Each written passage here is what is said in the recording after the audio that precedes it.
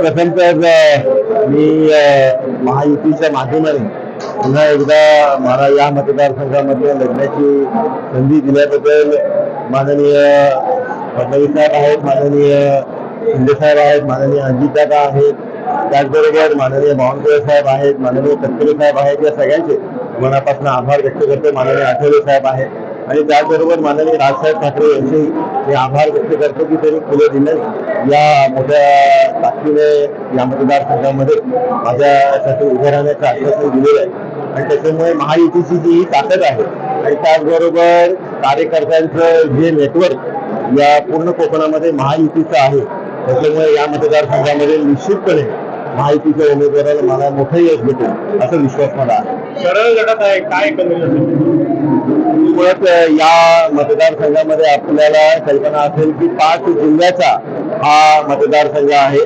म्हणजे रायगड, ठाणे, रत्नागिरी, सिंधुदुर्ग आणि पालघर असे 5 जिल्ह्याचा हा मतदारसंघ आहे. आणि याच्यामुळे या मतदारसंघामध्ये कार्यकर्त्यांच्या जीवावरच खऱ्या अर्थाने ही निवडणूक लढवली जाऊ शकते. आणि ज्या ताकदीने महायुतीचे कार्यकर्ते या पूर्ण मतदारसंघामध्ये काम करत आहेत किंवा जे कार्यकर्त्यांचं जाळं महायुतीकडे या मतदारसंघामध्ये आहे, त्याच्यामुळे निश्चितपणे या मतदारसंघामध्ये माझा विजय हा मोठ्या मताधिक्याने होईल असं तुमच्या विरोधात नावाची व्यक्त केलेली होती, त्याची नाराजी कशी काय केली?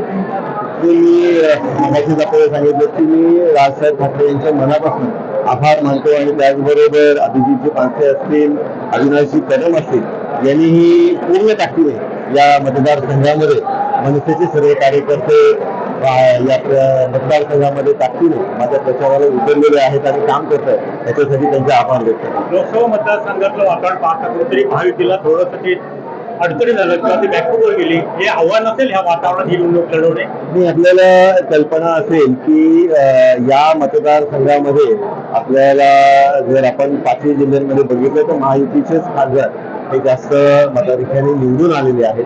आणि याच्यामध्ये निश्चितपणे माननीय चव्हाण साहेब आहेत, माननीय उदयजी सामंत साहेब आहेत, राणे साहेब आहेत, तटकरे साहेब आहेत, किशोरजी कचोरे आहेत, भारतीय जनता पार्टीचे सर्व खासदार आणि आमदार यांच्या ताकदीने या मतदारसंघामध्ये आपल्याला 5 जिल्ह्यांमध्ये महायुतीची मोठी ताकद दिसते.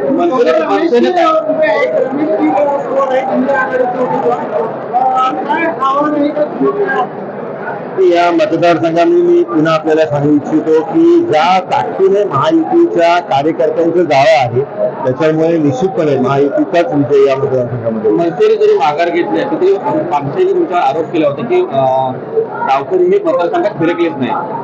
मुळात या मतदारसंघामध्ये गेली 12 वर्ष जे माझं कार्य आहे ते मी कर्तव्यपथ या माझ्या कार्य अहवालाच्या माध्यमाने थेट मतदारांपर्यंत पोहोचलेलं आहे. या मतदारसंघामध्ये अनेक कामं माझ्या माध्यमानेही झालेली आहेत आणि त्याच्यामध्ये एमपीएससी यूपीएससीच्या विद्यार्थ्यांचे विषय असतील, शैक्षणिक विषय असतील, संस्थेचे विषय असतील, विद्यार्थ्यांचे विषय असतील, त्याचबरोबर युवकांचे विषय असतील, त्याचबरोबर ग्रंथपालांचे विषय असतील, ग्रंथालयांचे विषय असतील, असे अनेक विषय सोडवण्याचं काम खरं तर मला करण्याची संधी या मतदारसंघामध्ये मतदारांच्या आशीर्वाद आणि संघटनेच्या मदतीने भेटली. मनसेची खऱ्या अर्थानं नाराजी दूर झाल्या का मनसेसोबत असेल का? निश्चितपणे मला पूर्ण विश्वास आहे आणि ते लोक ऑलरेडी मनसेचे सर्व कार्यकर्ते ताकदीने या मतदारसंघामध्ये उतरलेले आपल्याला दिसत आहेत. माननीय अविनाशजी असतील, माननीय अभिजितजी असतील, हे दोघेही पूर्ण मतदारसंघामध्ये ताकदीने फिरतात. हॅट्रिक पूर्ण करणार विजयाची निश्चितच.